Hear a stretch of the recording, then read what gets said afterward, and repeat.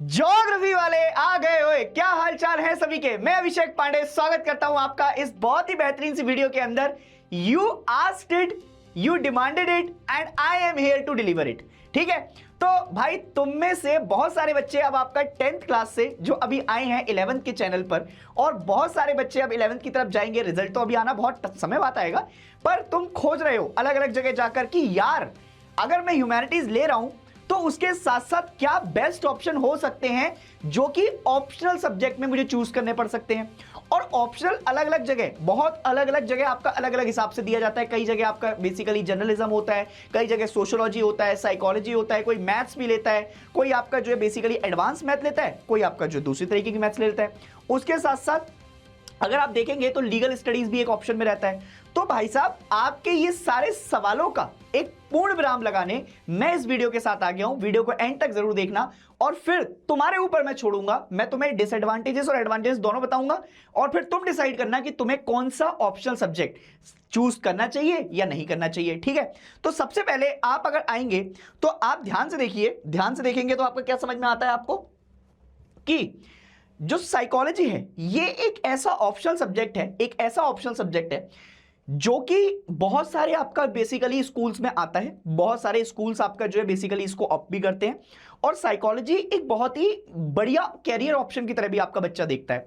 तो अगर आप देख रहे हैं हिस्ट्री, ज्योग्राफी, पॉलिटिकल साइंस, इनके साथ साथ इकोनॉमिक्स के साथ साथ आप क्या एज एन आपका एडिशनल सब्जेक्ट ले सकते हैं, तो ये एक ऑप्शन आपके पास हो सकता है। ठीक है, अब कई बच्चा आपका इकोनॉमिक्स भी लेता है, पर इकोनॉमिक्स के साथ साथ जैसे स्कूल्स वाले देंगे वैसे ही आपका तुम जाओगे, पर उनके साथ ये आपका जो सब्जेक्ट है इसके एडवांटेजेस क्या क्या हो सकते हैं। देखो, सबसे पहले साइकोलॉजी एक बहुत ही इंटरेस्टिंग सब्जेक्ट है। ठीक है, और दूसरी बात, ह्यूमन माइंड के बारे में आपका पढ़ते हैं हम। ठीक है, जिन बच्चों को आपका दूसरों को पढ़ना, दूसरों को समझना, ह्यूमन स्किल्स को आपका देखना है ना, लोगों से इंटरेक्ट करना ज्यादा पसंद आता है, वो बच्चों के लिए एक बेस्ट ऑप्शन आपका ये होता है। ठीक है, उसके बाद लॉजिकल बातें इसमें दे रखी हैं कि साइंटिफिक टर्म्स कि आप ऐसा क्यों कर रहे हैं, और इसी ये सब्जेक्ट आपका आगे जाकर बहुत सारे एग्जाम्स में भी आपका काम आता है। इवन यूपीएससी में आपका बच्चे इसको एज एन ऑप्शनल सब्जेक्ट भी आपका लेते हैं। उसके साथ साथ बहुत सारे इंटरव्यू, पर्सनालिटी अंडरस्टैंडिंग और तुम्हारी जॉब्स ओरिएंटेशन के लिए ये सब्जेक्ट आपका काफी काम आने वाला है। इसमें जो थ्योरी है वो भी आपका काम आती है,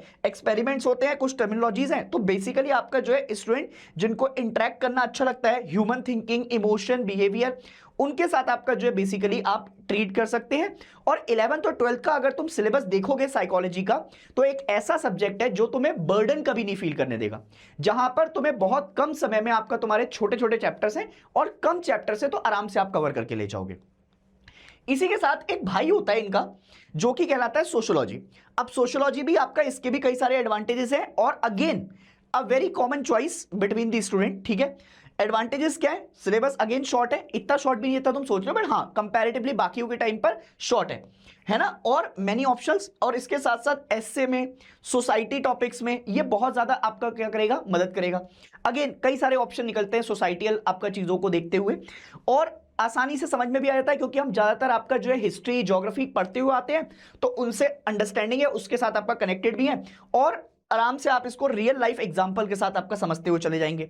स्कोरिंग भी रहता है, साइकोलॉजी और सोशियोलॉजी दोनों के अंदर ये बात रहती है कि स्कोरिंग सब्जेक्ट है। ठीक है, ट्रेंड्स आपका यही है पिछले सालों के कि यहां पर आपका ज्यादा अच्छे से आराम से एक बच्चा कवर भी कर लेता है और पेपर में आपका काम आ जाते हैं। अच्छी आंसर राइटिंग अगर आपके पास है, थिंकिंग एक्सपेरिमेंट है आपके पास, तो बेस्ट रहता है आपका ये ऑप्शन भी। ठीक है, उसके साथ कई बच्चे आपका पब्लिक एडमिनिस्ट्रेशन भी लेते हैं। अब पब्लिक एडमिनिस्ट्रेशन आपका क्या करता है, ये पॉलिटिकल साइंस के साथ ओवरलैप करता है। ठीक है, तो अगर आप पॉलिटिकल साइंस अच्छे से पढ़ रहे हैं तो कुछ कुछ आपका अंडरस्टैंडिंग आपकी इसमें क्रिएट हो जाएगी।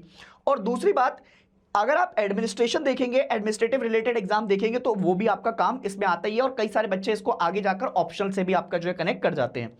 गवर्नमेंट स्टेट या गवर्नमेंट सिस्टम के साथ इसका डायरेक्ट कनेक्शन है।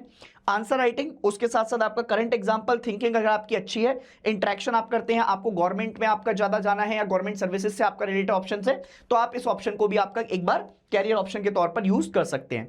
एक लीगल स्टडीज होता है, लीगल स्टडीज में आपका क्या देखते हैं हम, जितने भी लॉ रिलेटेड है, जैसे क्लैट वगैरह आपकी जो तैयारी करना चाहते हैं आगे जाकर, उनको आपका जो है थोड़ा सा ये फायदा देता है। इसमें कॉन्स्टिट्यूशनल और लीगल नॉलेज आपकी बहुत अच्छी हो जाएगी।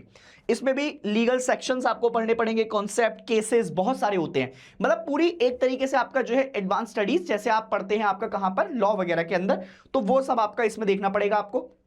डिसएडवांटेजेस आपका अगर मैं बोलूं इसके, तो ऐसा तो कोई डिसएडवांटेज नहीं है, बट ये उन बच्चों के लिए फिर बिल्कुल पसंद नहीं आएगा आपको जिनको बहुत सारे लॉज नहीं पढ़ने होते, बहुत सारे कॉन्स्टिट्यूशन के पार्ट नहीं पढ़ने होते। वो बच्चा आपका जो है थोड़ा सा इसको नेग्लेक्ट करता हुआ जाता है। और फिर आता है वो सब्जेक्ट जिसके साथ तो भैया तुम आपका चाहते हो कि बस यही पीछा छोड़ दे, और वही पीछा नहीं छोड़ रहा है, मैथमेटिक्स। इसमें भी आपका दो तरीके की मैथमेटिक्स होती है, आपको पता ही है। तो अब एडवांटेजेस आप देखते हैं। अच्छा, दो तरीके के मैथमेटिक्स में आपका जो है कई बच्चे एडवांस मैथ्स भी लेते हैं, ठीक है, कई स्कूल्स में आपका दिया जाता है। पर जो मैथ्स पगलू हैं वो मैथ्स पगलू ही आपका आगे जाकर मैथ्स लें, क्योंकि 11th और 12th की आपका मैथमेटिक्स काम बहुत सी जगह आएगी। बट क्योंकि कॉम्पिटिटिव एग्जाम जैसे आपका जो है 12th के बाद वाले जितने हैं उनमें ही ज्यादातर काम आती है। जैसे अगर आप जेई नीट, तो आप अगर आप ह्यूमैनिटीज चूज कर रहे हैं तो वहां तो आपको जो है बेसिकली फिर देना ही नहीं है आपका जेई नीट। पर अगर आप जैसे डिफेंस के एग्जाम देना चाहते हैं, एनडीए वगैरह का, तो उनमें काम आता है। उसके बाद तुम जितने भी ज्यादातर कॉम्पिटिटिव एग्जाम दोगे, जितने भी कॉम्पिटिटिव एग्जाम दोगे, उनमें तुम्हारी 9th 10th की मैथ्स ज्यादातर काम आती है। तो उस चीज को अपने दिमाग में रखना, उस चीज को थोड़ा सा सोच के रखना, है ना। तो स्कोरिंग है, कंसेप्ट आपका अगर स्ट्रांग है, आपके आंसर ऑब्जेक्टिव अगर आपके जो है बेसिकली आप देखते हैं, डिपेंडेंसी कम हो जाती है। राइटिंग, जिनको लिखना बहुत ज्यादा पसंद नहीं है, पर तुम भाई अगर आपका ले रहे हो तो मैं ये मानूंगा कि आंसर राइटिंग आपकी अच्छी होनी ही चाहिए। तो बहुत सारे मेस्मराइजिंग नहीं होंगे, आपका मेमोराइज नहीं करने पड़ेंगे, आपको थ्योरी नहीं पढ़नी पड़ेगी। डिसएडवांटेज ये होता है कि अगर आप एडवांस मैथ जैसी आपका चीज लेते हैं तो सिलेबस थोड़ा सा आपका टफ हो जाता है। स्ट्रॉन्ग प्रैक्टिस चाहिए, बार बार आपका पढ़ना पड़ेगा, और ऑलमोस्ट आपका ह्यूमैनिटी के किसी भी सब्जेक्ट के साथ ये ओवरलैप नहीं करता है। तो अब आपके ऊपर है, अगर आपको फिर भी आपका बहुत अच्छा स्ट्रॉन्ग मैथ है, आप अच्छा कर सकते हैं, तो आपके ऊपर मैं आपका ये छोड़ता हूं। उन्हीं बच्चों के लिए ज्यादातर है जो बच्चे आपका मैथमेटिक्स को बहुत ज्यादा प्यार करते हैं। और ऐसे ही बहुत सारे एम्पल अमाउंट ऑफ आपका जो है बेसिकली ऑप्शनल सब्जेक्ट आपको दिखाई देंगे। बट जो मेन ऑप्शनल सब्जेक्ट थे वो मैंने यहां पर आपका कवर कर दिया है, जो बच्चा आपका ज्यादातर स्कूल ऑफर करते हैं या बच्चा ज्यादातर चूज करता है, और उसके एडवांटेजेस और बाकी आपका जो है तुम्हें नॉर्म्स मैंने बताते हुए चलाऊं। अब तुम्हारे ऊपर ये कहानी है कि तुम किसकी तरफ जाना चाहते हो। तुम मुझे कमेंट सेक्शन में ये भी जरूर बताना कि भाई तुम कौन सा ऑप्शनल सब्जेक्ट चूज कर रहे हो। मैं कमेंट सेक्शन में आपका तुम्हारा वेट कर रहा हूं, और ये भी बताना कि तुम हमसे क्या एक्सपेक्ट कर रहे हो, कौन सा ऑप्शनल तुम्हारे लिए सबसे ज्यादा जो चूज करते हुए जाओगे। तो शायद आने वाले समय में कुछ उन चीजों की डिमांड आपकी देखेंगे, समझेंगे, और उसके हिसाब से आपका एक्शन भी लेंगे। कहां पर आपका देखना चाहते हो और कैसे उसको आपका कवर करते हुए चलोगे। हम मिलेंगे आपका बहुत जल्दी, है ना। तब तक के लिए मुझे इजाजत दीजिए, मैं मिलूंगा आपको। Take care, bye bye and जय हिंद।